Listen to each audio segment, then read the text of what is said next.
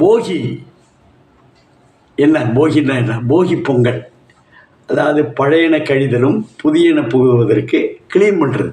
ஆமாம், இன்றைக்கி இருக்கக்கூடிய எலக்ட்ரானிக் யுகம், இன்ஃபர்மேஷன் யுகத்தில் இதை வைத்து கொண்டு ஒரு பெரிய கும்பலில் அது ஒரு வேலை வாய்ப்பாகவே, இப்போ ஏற்கனவே நம்ம தேர்தல் அறிக்கையெல்லாம் சொன்னாங்க, 2 கோடி பேருக்கு வேலை கொடுக்க போகிறேன், 3 கோடி பேருக்கு வேலை கொடுக்க போகிறேன்னு சொல்கிறாங்க. அது மத்திய அரசில் சரி, மாநிலம் சொல்கிறாங்க. அவர்களுக்கு வேலை கொடுப்பதற்கான ஒரு சூழ்நிலையை உருவாக்கி விட்டால், இப்போ சைனாவில் என்ன பண்ணுறாங்கன்னா, பொம்மை செய்கிறதுலேருந்து எலக்ட்ரானிக் குட் செய்கிறது, அந்த மாதிரி சில விஷயங்கள் பண்ணுறாங்க.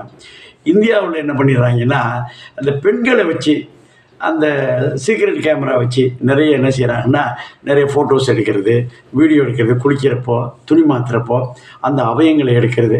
கேவலம் செத்து போன பெண்களை போஸ்ட்மார்ட்டம் பண்ணுறாங்க பாருங்கள். அப்போ கூட அவருடைய வல்லுணர்வு உணர்ந்து அதை ஃபோட்டோ எடுக்கிறது, அந்த உருவங்களை ஃபோட்டோ எடுத்து நிறைய காரியங்கள் செய்கிறார்கள். பெண் என்பவள் ஒரு தெய்வம். ஆமாம், எப்படி பார்த்தாலும் ஒரு ஆண்மகனுக்கும் ஒரு 4-5 பெண்களோட நேரடி தொடர்பு, சென்டிமெண்ட் தொடர்பு. அம்மா இருக்கிறாங்க, அக்கா, தங்கச்சி, பெண்ணு, தாத்தா, பாட்டி, அத்தை, சித்தி எல்லாம் இருப்பாங்க. ஒரு 5 குறைந்தபட்சம் இருப்பாங்க.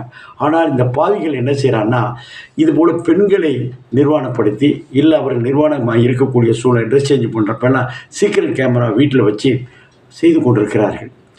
இவர்களுடைய பிழைப்பு அல்லது எப்படி போக வேண்டும் என்பதை ஒரு கண்டினியூஸாக செஞ்சிகிட்டு இருக்காங்க.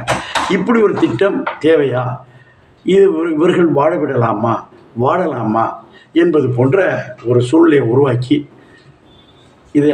இவர்கள் வெற்றி பெற்றார்களா, அந்த பலியாகும் பெண்கள் வெற்றி பெற்றார்களாங்கிறது தான் இந்த படத்தோட முக்கிய நோக்கம். இது என்னாச்சுன்னா, சினிமா குளோபல் நெட்வொர்க்கு சார்பாக அண்டு லைக்கு ப்ரெசன்ட் பண்ணக்கூடிய அளவுக்கு டைரக்டர் விஜயசேகரன் தயாரித்து, எழுதி, இயக்கி, நடித்தும் இருக்கிறார். ஒரு என்ஆர், தமிழ் மேலே உள்ள பற்று, தமிழ்நாட்டில் பிறந்தவர், வெளிநாட்டில் இருக்கக்கூடியவர், இங்கே படம் எடுத்திருக்கிறார். இந்த படத்தில் நாட்டில் நடக்கக்கூடிய அத்தனை அக்கிரமம் என்னென்ன, இந்த காவல்துறையோட அத்துமீறல்கள் எல்லாத்தையும் எப்படியெல்லாம் அதை கையாள வேண்டும், அதை குறைக்க வேண்டும், ஒரு சமுதாய உணர்வோடு எல்லாத்தையும் ஒன்றா கொண்டு அடிச்சு தள்ளியிருக்கிறார். லொக்கேஷன்ஸ்லாம் என்ன பண்ணியிருக்காங்கன்னா, இதில் தூக்கி போட்டு அந்த குப்பை கிடங்குகள் அதெல்லாம் எடுத்திருக்காங்க.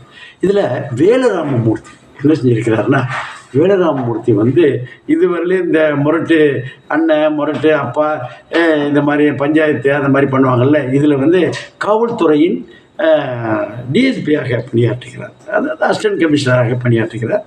இந்த பணி அவருடைய அடிப்படையில் ஒரு மிலிட்ரி மேன் தானே, கேரக்டரு, உடம்பு, பாடி லாங்குவேஜ் பட்டை கிளப்பியிருக்கிறார். வேலராமமூர்த்தி அது இன்னொரு ஹைக் போயிடுச்சு. இது என்னாச்சுன்னா, எம்எஸ் பாஸ்கர் அவர் படத்துக்கு கமர்ஷியல் வேண்டும் என்பதற்கு அவர் பைத்தியக்கார பெரிய மனுஷன், லேடிஸை எப்படி பார்த்தாலும் ஒரு தப்பான நோக்கத்திலே பார்க்கறது, அந்த மாதிரி பண்ணுறப்போ அதனால் எப்படி தர்ம குத்து, ஊம குத்தெல்லாம் வாங்குறாருங்கிறது அந்த படத்தில். இப்படி பண்ணுறவங்களுக்கு வயசுக்கு மீறி பண்ணுறாங்க பாருங்கள், பாலியல் ரீதியாக அவங்கள எப்படி கும்மாங்குத்து குத்துறதுன்னு காமிச்சிருக்காங்க. வாங்க வேண்டியது இதமாக வாங்கி கொள்கிறார். அடுத்தாப்புல முட்டை ராஜேந்திரன், அவர் பிணவரையின் அந்த பிணவரைக்கு அந்த போஸ்ட்மார்ட்டம் பண்ணக்கூடிய அளவுக்கு வச்சுருந்து அவர்களை எப்படியெல்லாம் மிஸ்யூஸ் பண்ண முடியும், ஃபோட்டோ எடுக்கிறது, அது மாதிரி வன்புணர்வு செய்வதற்கு பிணத்தை செய்யக்கூடிய அளவுக்கு ஒரு கொடூரமான நிகழ்ச்சியை செய்கிறார். அவர் காமெடியில் சீரியஸாக போய் அது என்ன பாடுபடுகிறார் என்பது அது இன்னொரு வேலை.